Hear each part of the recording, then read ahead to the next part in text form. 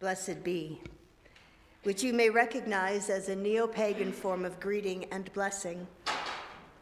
According to my multi-faith calendar, today is World Religion Day.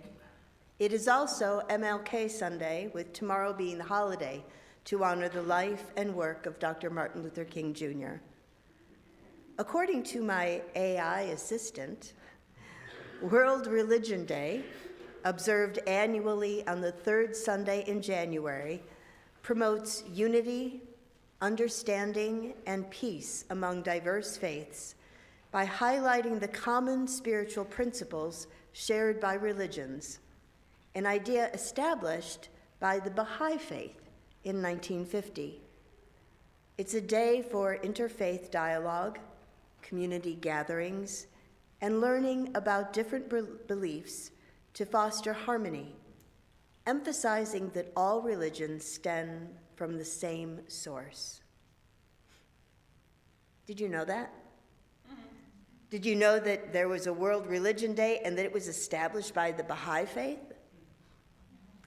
And do you know what that even is? I wouldn't if it weren't my job to know a little bit about a lot of things. The purpose of World Religion Day is to counter religious prejudice, to celebrate diversity, and to encourage dialogue and shared values. That kind of sounds like a Sunday at the UU when we're at our best. But when we are done patting ourselves on the back, we might see that there's an element missing. World Religion Day is also meant to lift up the essential harmony of the world's religions. It's true, the Golden Rule seems to be a thread that runs through most religious traditions. Sometimes the wording is a little different, sometimes it's cast in the positive, and sometimes in the negative. Do not do what you don't want. But the essential meaning is the same. Be nice. If you can only manage to be nice to someone because you want that treatment as well, okay, it's still being nice. It seems pretty minimal, but with world and national events being what they are, it seems to show that it's actually pretty darn hard. I have a sticker on my car that says, "Just be nice." I notice people looking at it in parking lots. It also keeps me from road rage, since I don't want to be a hypocrite and a terrible example of a Unitarian Universalist. You know, sometimes it's the little things that keep us on the straight and narrow. Beyond the Golden Rule, I'm not sure there is an essential harmony among the world's religions.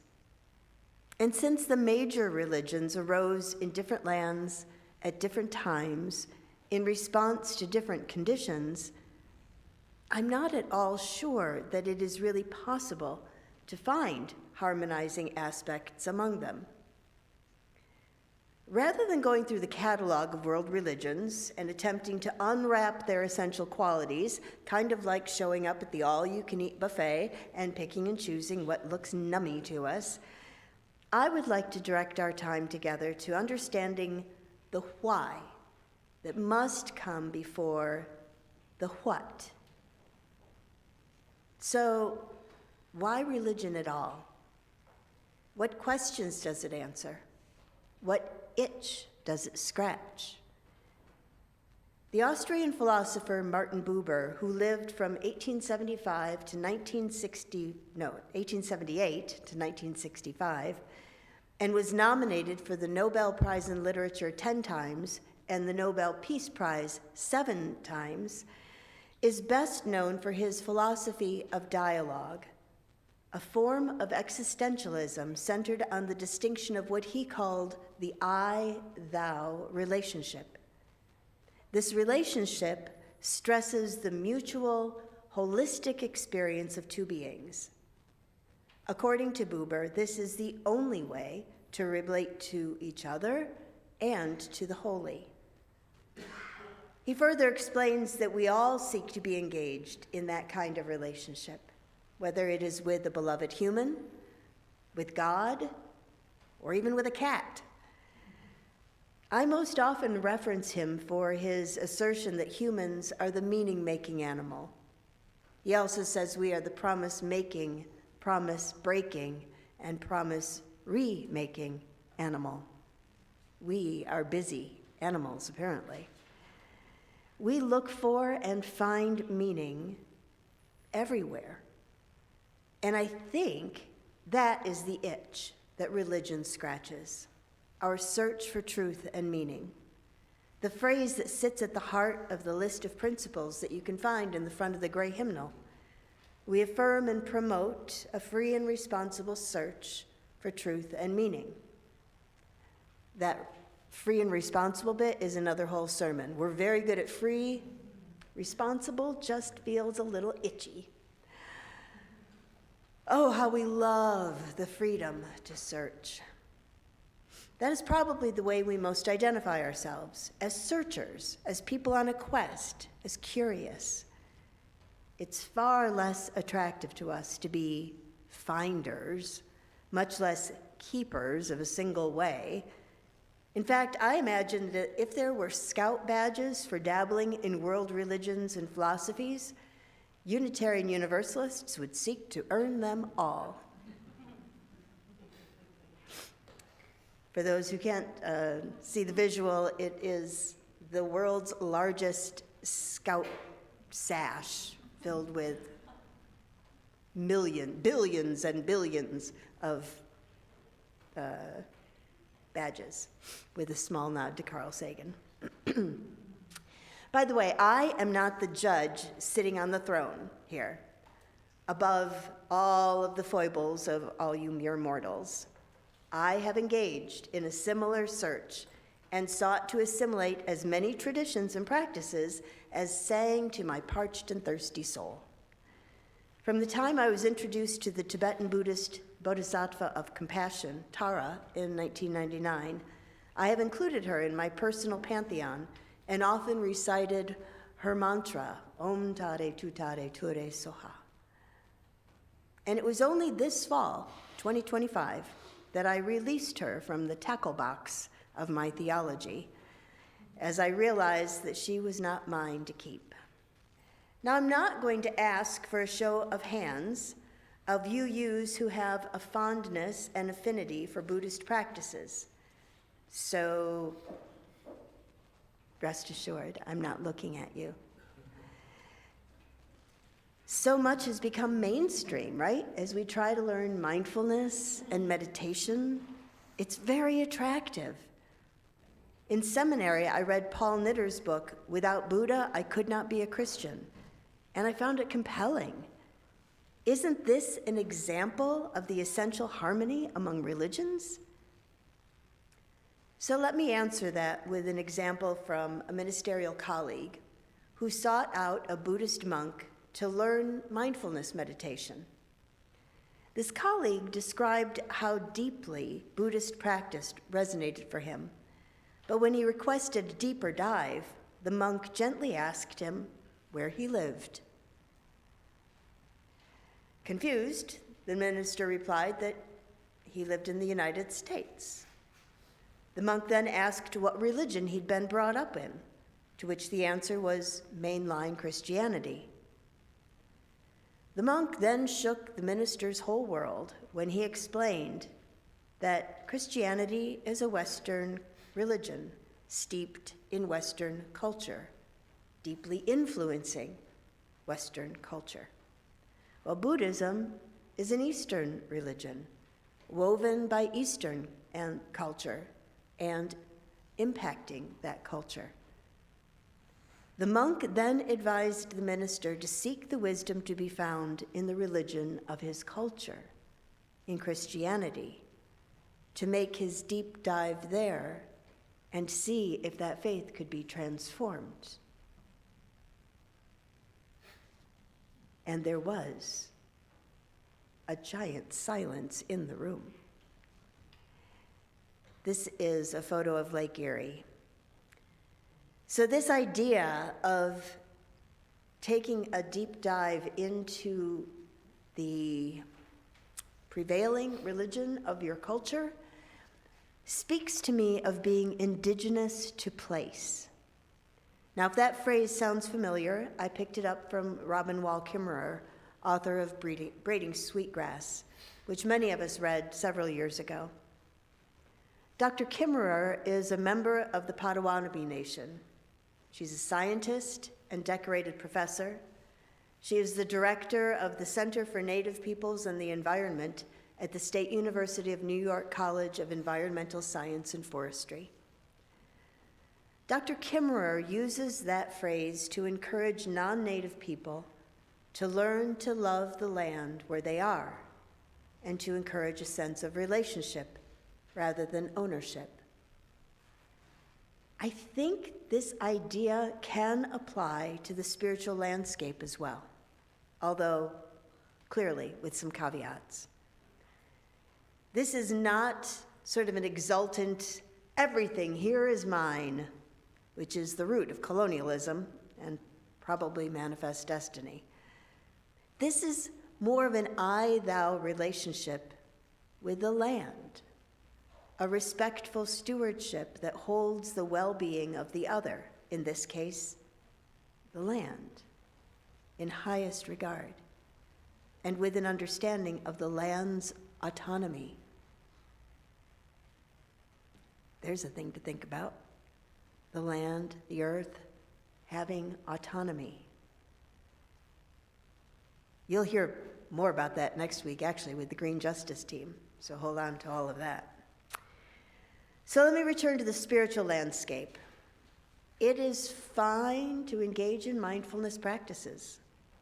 You'll actually find that most religious traditions have some form of meditative deepening practice. I just suggest that you consider what your relationship to that practice might be in light of where you are, the land to which you are or are becoming indigenous. As I was preparing this part of the sermon, I suddenly remembered a guy from college days. He was a friend of a friend. I don't even remember his name. We all found ourselves in the college pub. That gives you an idea of how old I am, when colleges still had pubs and underclassmen could go to them. We ordered food, we found a corner booth, and the conversation turned to religion, which always makes me happy. And eventually the rest of our friends got up, just completely bored with the theological sparring between myself and this guy. So in between bites of an enormous hamburger, he explained to me that he was a practicing Buddhist and was planning a trip to an ashram in India. And I just watched him as he chewed that burger and wondered if he could see the disconnect that I was witnessing. Our paths never crossed again. I don't know if he ever went to the ashram. It could be he's a UU minister somewhere. Who knows?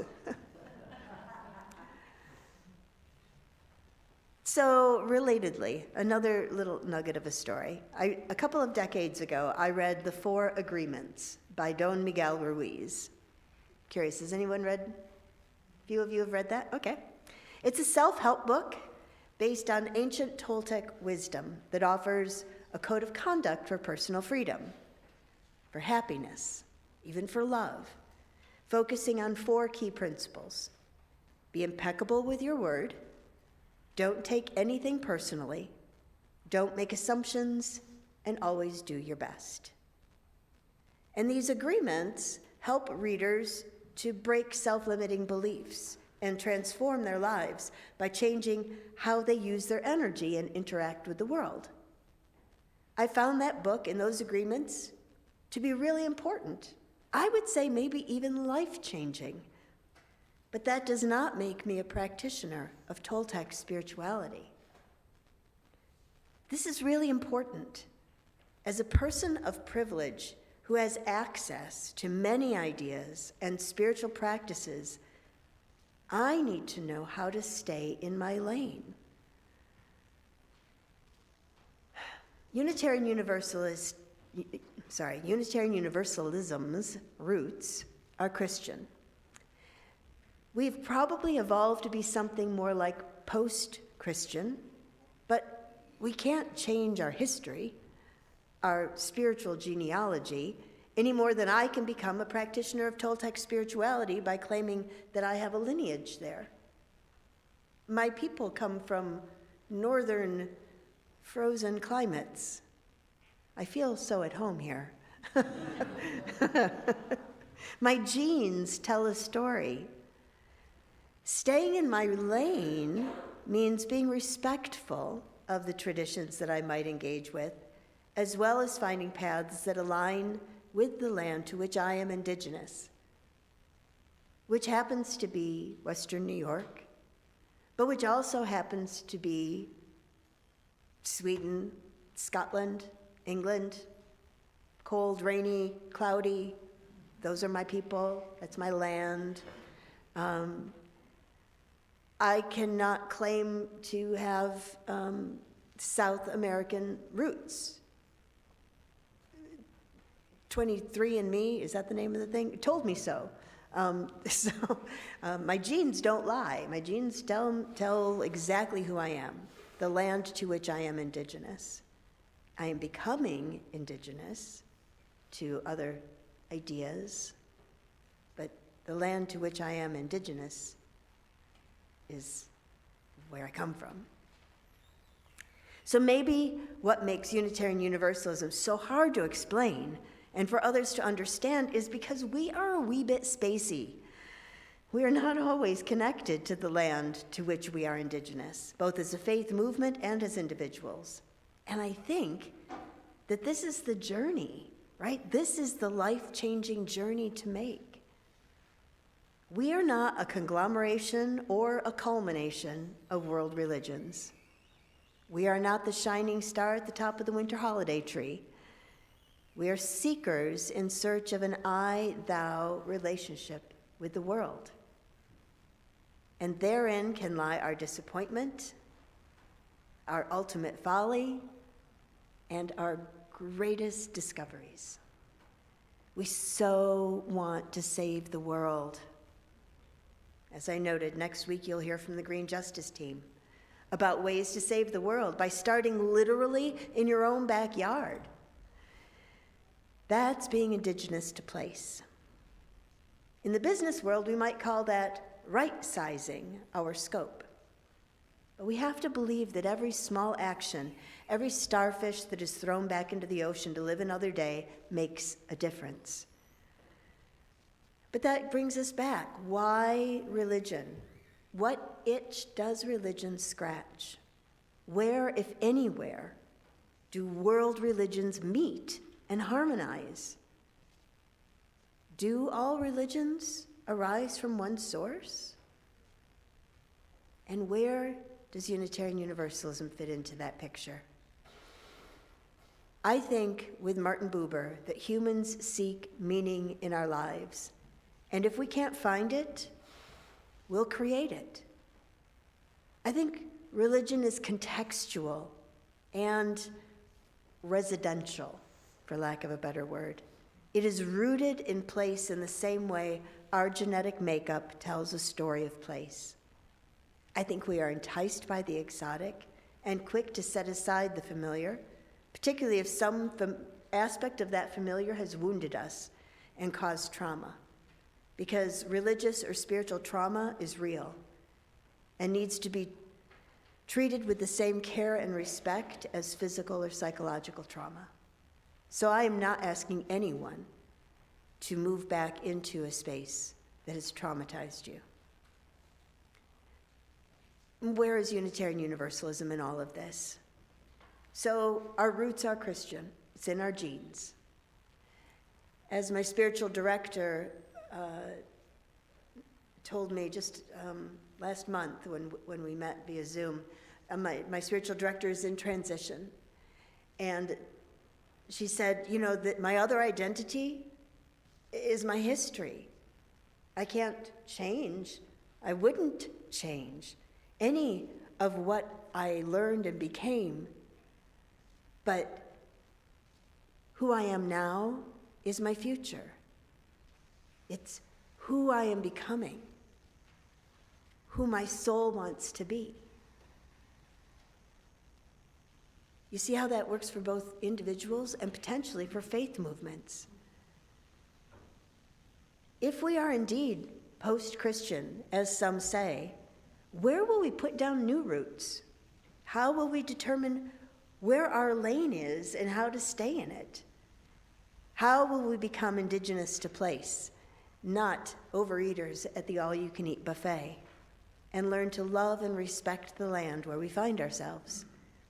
And how will we save this hurting world? You know, our numbers are small. We are barely a blip on the religion radar. And yet our message, our deep conviction that differences beautify the pattern when we keep love at the center, is a saving message. We are all the product of 12,000 generations of human resiliency and creativity. What greater message of hope for the present and future could that possibly be?